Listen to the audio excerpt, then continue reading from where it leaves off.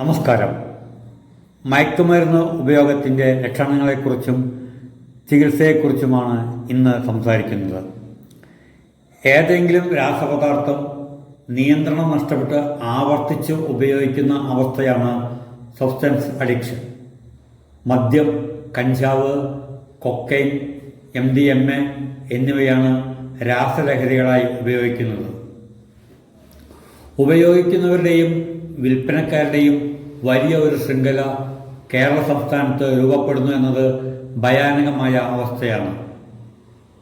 മയക്കുമരുന്ന് ഉപയോഗിക്കുന്നവരുടെ പ്രധാന ലക്ഷണങ്ങൾ: ഒരിക്കൽ ഉപയോഗിച്ചവർക്ക് വീണ്ടും വീണ്ടും ഉപയോഗിക്കാനുള്ള തീവ്രമായ ആഗ്രഹം, മയക്കുമരുന്ന് കിട്ടാതെ വന്നാൽ കൈകാൽ വിറയൽ, ഛർദി, തലവേദന, ഉറക്കം നഷ്ടപ്പെടൽ, പരിഭ്രാന്തി തുടങ്ങിയ വിഡ്രോവൽ സിംറ്റംസ് പ്രകടിപ്പിക്കുന്നു.